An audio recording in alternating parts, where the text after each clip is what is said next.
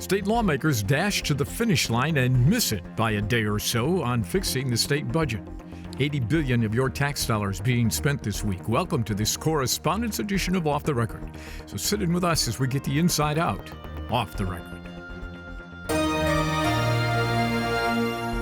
Production of Off the Record is made possible in part by Bellwether Public Relations, a full-service strategic communications agency partnering with clients through public relations, digital marketing, and issue advocacy. Learn more at bellwetherpr.com. And now, this edition of Off the Record with Tim Skubic.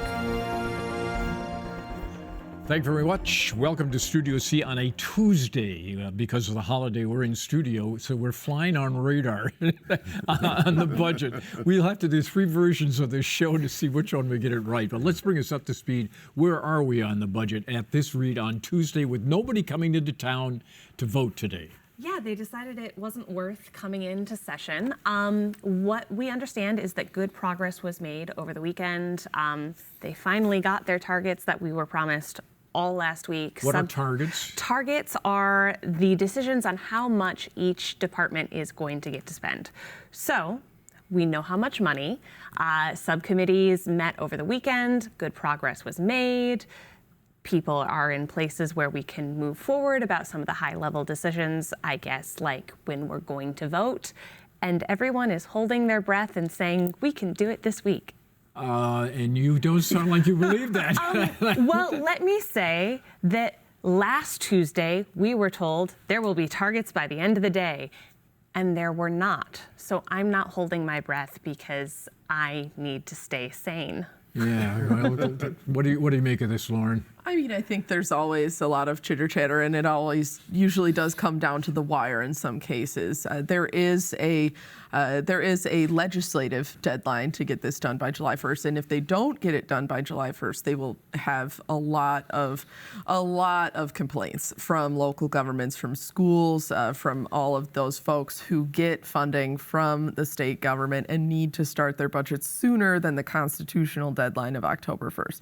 That said, there's no actual teeth in that legislation, so if they don't get it done before the 4th of July, do not expect them to be here on the 4th of July weekend. Well, and last year they didn't pass it until October 3rd, and nothing bad happened. So I think that maybe, other than campaigning this year, people are like, well, you know. Well, yeah, they missed it by 95 days. Okay, this one they may miss by 2 or 3, which for government work, Chuck, is pretty close. Yeah, I think there's a lot of incentive, as you already said, to get the budget done on time. And I won't be surprised if it goes a day or 2 late. But I don't think we're going to get into the 95 days at all, primarily because of what Elena said. It's an election year. Everybody has to go back and campaign. It's the governor's last budget. I'm sure she wants to go out saying, if I didn't get it on the date, I got darn close to it. And who's counting on a day or 2 late. So I think they're going to get it done. It sounds as though they've ironed out the hard stuff, and it's just dotting I's and crossing the T's. But we all know it's not done until it's done. William. I don't think they're going to be pulling all-nighters on 4th of July weekend. So if they don't get it done before the 4th starts, they'll kick it over to the next week, in my opinion, and get it done in a few days. That's probably most likely. You know, really what they ought to do, Tim, is what we've discussed on this show in the past. Move the fiscal year, back to July 1st, where it was originally until back in the Milliken era when they had to, for budget reasons, kick it up to October 1st to make something work. They ought to change that and bring it back. Because right now, the legislature says, you know what, legally and constitutionally, we don't really have to do anything until October 1st. What was it like? Because since you're the only person on this panel that actually sat in the legislature, right. Our condolences, and had to write budget, was it always as confusing? It was not, well, it was tough to meet the deadline. Listen, I voted on a budget in 1969, 3 days before Christmas. Whoa. I mean, we're way past October 1st. That's when the fiscal year began, October 1st, and we're voting on part of the budget, not the whole budget. It wasn't a big bus and school bus and stuff like that they have now. They were everything was compartmentalized. So it was mental health that we voted on like 3 days before Christmas. We just kept piecing it along week by week. Well, the schools are complaining that they needed it by July 1st because their budgets were due on that date. But Chuck, if you're a school district, can't you go back into that budget that you passed on the 30th of June and monkey around with it? You can, but they don't like doing that. They like to have that certainty to be able to say, we know exactly what we have. Welcome and to the doing world it. of politics. I mean, they sent out a press release. They're not in town today. Get back in town. They don't realize the staff is working today on Tuesday to tee this up. Are educators, not politicians, even though there's several of them that have a lot of politics in them, but they like to be able to have that certainty as much as they can. Yes, they've gotten used to this process where things get pushed. They don't like it, and in their world, if they could have everything nicely wrapped with a bow, presented to them on time, it makes their life easier. But they'll get by if they have. Well, they have no other choice. That's right. And I do think if they extend this well beyond the actual July deadline, like they did last year, it is a little bit different stakes, right? Those schools and local governments could make it a big problem for people in swing districts about how they're not getting the budget done effectively. So that's another factor 2 years this in year. a row, you know. Yeah. Yes. So that's another factor this year that's probably putting a little fire under everyone's. I've never seen that make a difference in a race, actually. I mean, yes. Some of those Opponents- districts are a lot different than they used to be. I Comes just down don't to a- think- comes down to a few I'd be votes. very surprised if we find that control of the legislature depends on the fact that an incumbent was one of 148 legislators that didn't pass the budget on time. Not going to happen. Yeah, but that doesn't mean they won't try. Well, they'll try, but you know, Yeah. I just don't think it's going to work. I mean, I think that you're right. It probably won't make a big difference in the actual outcome of the campaigns because how much do voters really pay attention to the budget? They don't. Other than They care about schools, the though. school budget. Wait a minute, we just gave them 10 minutes of it right here. Yeah. Other than the school budget, but I mean, at the end of the day, it'll get done and it will take a long time. Life will go on. Life will Yes. go on. All right. We had last week in this chair Bill Schuette. Were you all surprised to see him? Yes, no? Billy? No, not really. He's an eternal politician who always wants to And he be has there. not changed one iota. No, he's the He same- wouldn't- the same guy. questions he doesn't want to answer, he won't answer. But we Right. got a setup piece because Mr. Schuette alleges and contends that Donald Trump's endorsement of John James for governor will not hurt him in the fall. Here's that story. Donald Trump may have punched his ticket, and it may carry him through. That's former Republican candidate for governor in Michigan, Bill Schuette, referring to last week's stunning political announcement that the president, Mr. Trump, wants you to vote for John James, the Republican for governor in the fall. Mr. Schuette himself ran for governor back in the day, and he also had Mr. Trump's blessing. And did that cost him the election, which he lost? No, I don't think he did. How do you know? Well, I just, right Well, here. if the endorsement was solid gold, it turned to nothing. No, but here's the issue. In 2018, we had losses of huge magnitude across the country, and it was the midterm. Epic MRI pollster Bernie Porn looks at Mr. Trump's lowest approval rating ever of 33%.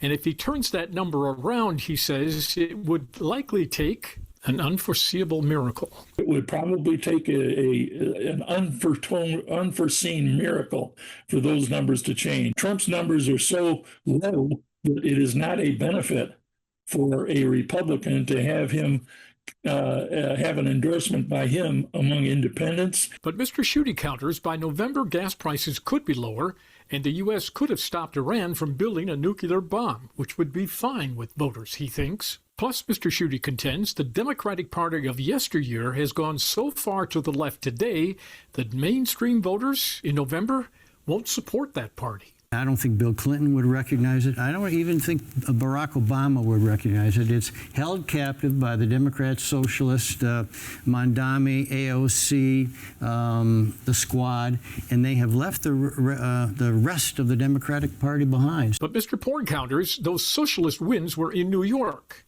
and everybody knows across the nation. New York is a unique particular geographic area that is not reflective of the nation. So let's just say these two will agree to disagree in an agreeable manner. Can the president recover from 33% between now and November? I think it's getting closer every day, and that is a tough uphill battle. There's a lot going on, but I think, as was mentioned in that piece, some of the biggest is just high gas prices, ongoing conflict in the Middle East. I don't know that those issues are necessarily going to get resolved by then. Chuck, what do you think? It almost sounds like Bill Schuette is on Trump's payroll, hitting all of those speaking points. I think that the president, particularly from the Democrats' point of view, is 10 times more toxic than he was that first term. And if it didn't help Bill Schuette then, I think there's the potential that it could really backfire on John James. We don't know for sure. We don't know how the race is going to shape up. Will the Benson campaign, assuming that she turns out to be the nominee on the Democratic side, will they roll up all those ads that we're hearing on radio and television again with the Trump endorsement? You better believe it. They've recorded every single one. They're going to jam them down his throat. Whether or not it sticks with the voters is the big question. We don't know. But they are certainly going to remind people all through October and November that you had the endorsement of President Donald Trump, so don't try to detach yourself from him now. Because there is the possibility that John James, once the primary is over, if he wins the primary, will then try to back up a little bit, come a little bit towards the center. It's going to be the Democrats' turn to be able to say, no, no, no.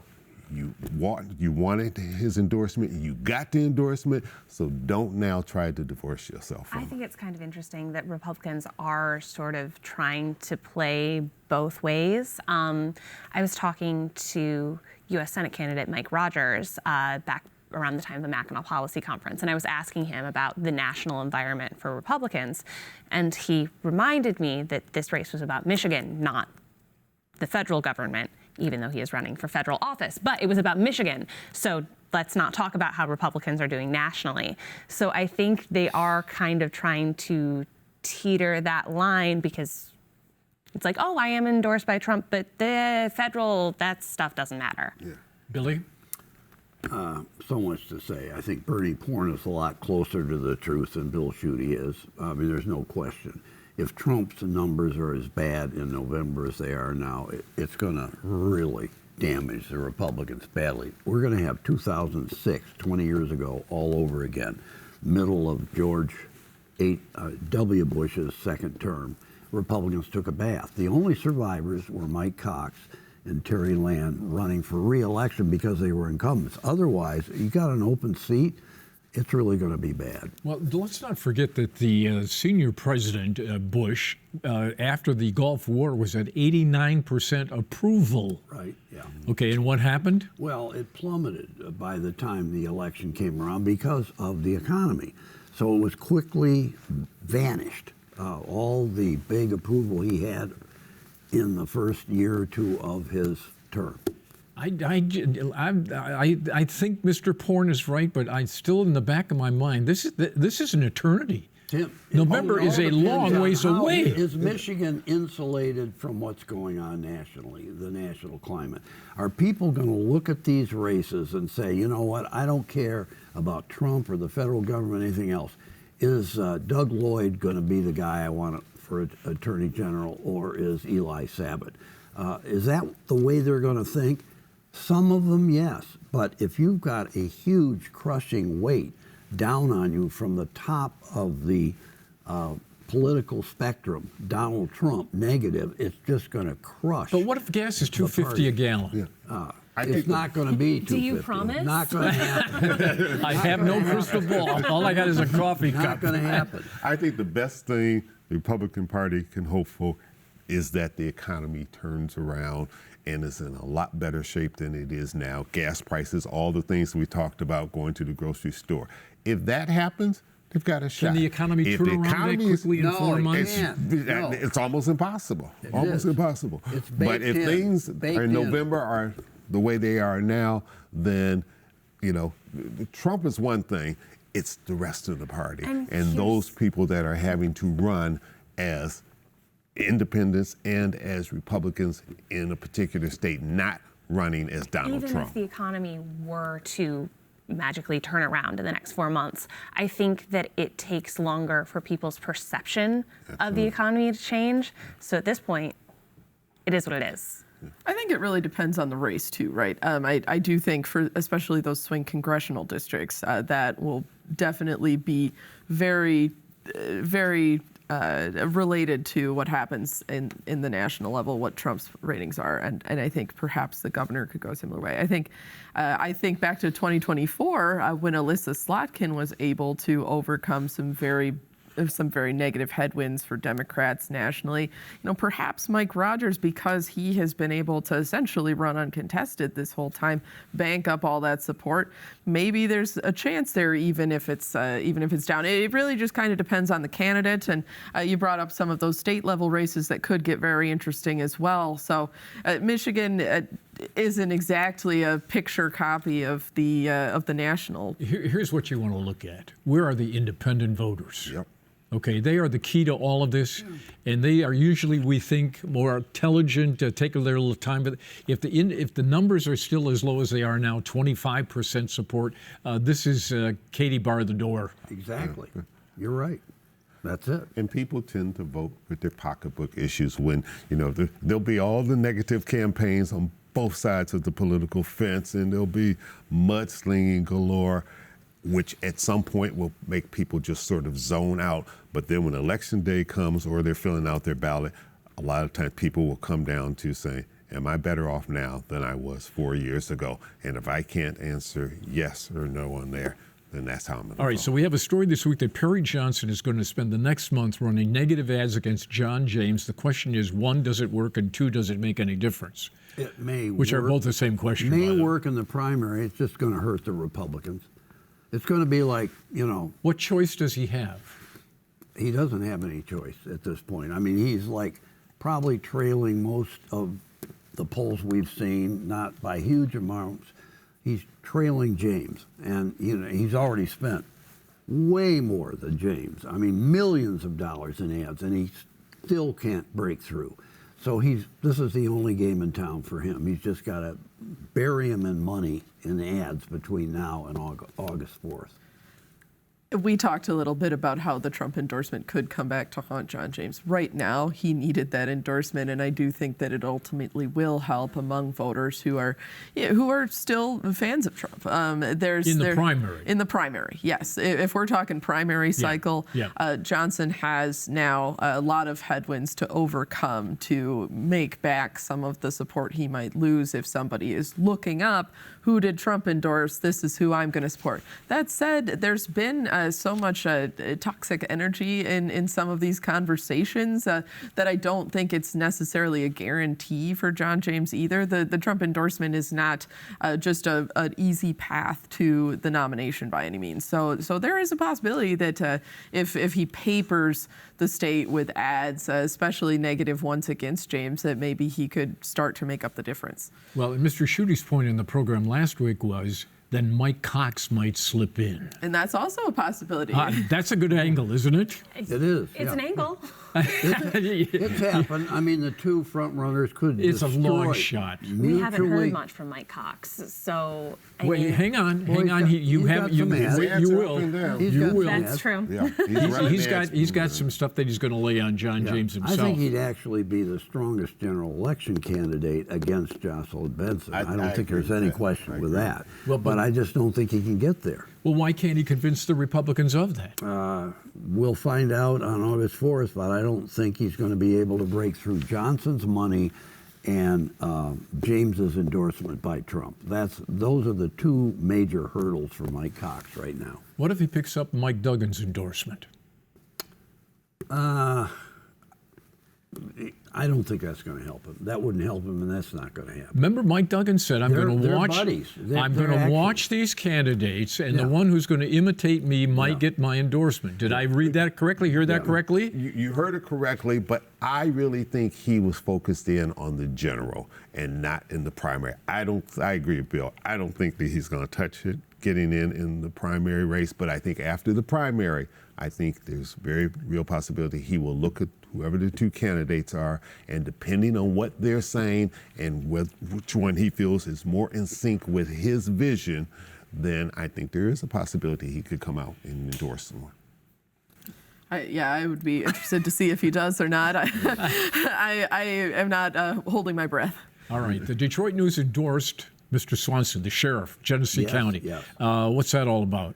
Probably more a statement on antipathy toward Jocelyn Benson than it is enthusiastic support for Chris Swanson. But I think it's really telling. I think that's amazing because nobody gives Chris Swanson a snowball's chance in hell of beating Jocelyn Benson, and yet the news went out on a limb and said, we're taking him. I think it's interesting that they chose to endorse rather than just. They could. You're right. Not. They could have sat it out. Yeah. Yeah. So that is very much making a statement there. Mm-hmm. I think it speaks highly to their disdain for Ms. Benson. I think you hit the nail on the head, and I think you're going to see it editorial-wise and all down the line that they're going to be tough on Jocelyn Benson. And the Free Press went for Ms. McMorrow.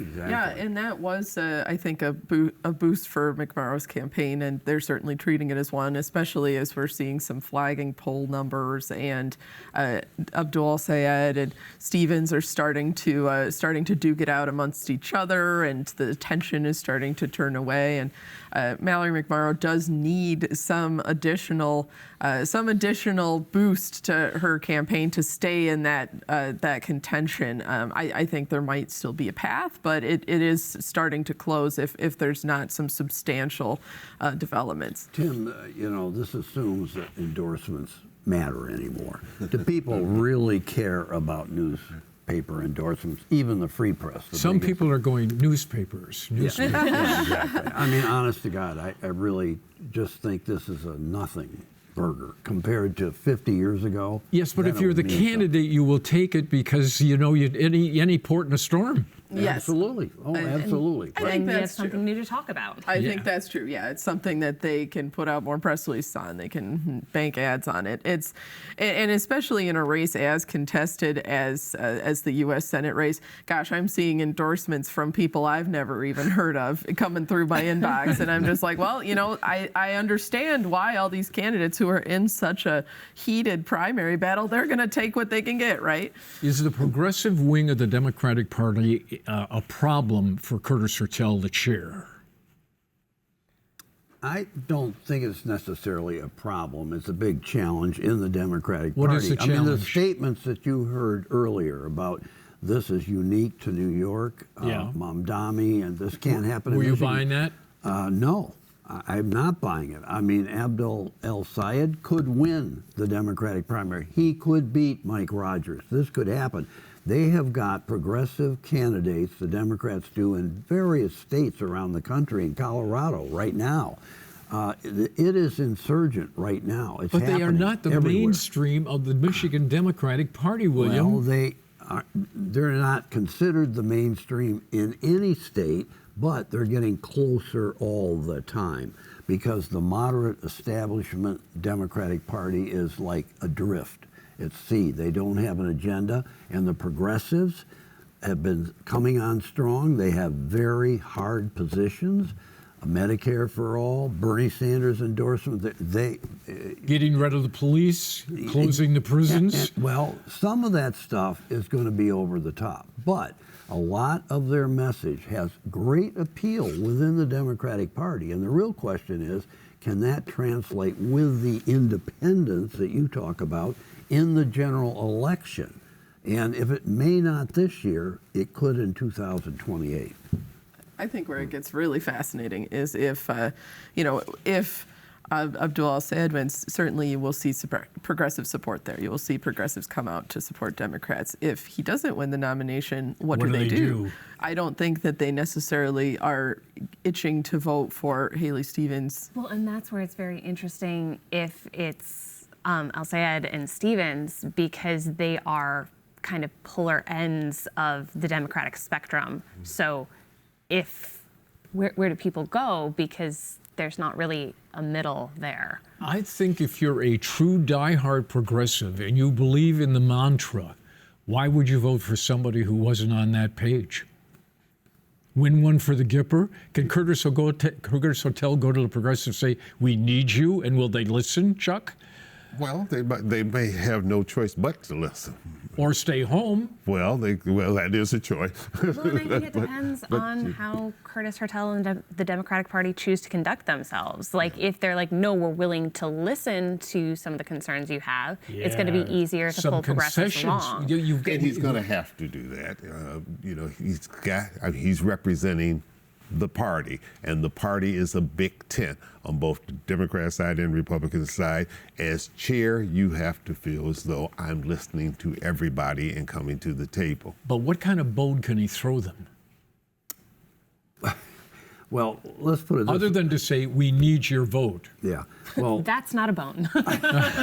You're right. There is no meat on that thing at all. Democrats have progressive candidates running for other offices too. Eli Sabat. I mean, honestly, Curtis Hotel has got to be really pushing for him. So he's got to be very careful. He doesn't alienate a lot of progressives in the state by sounding standoffish. That's a fine line he has to walk. Right. And you guys all walk that fine line very nicely here as we celebrate the birthday of this great country. Thanks for tuning in. Let's see if we were right on anything when we see this show. See you next week for more Off the Record.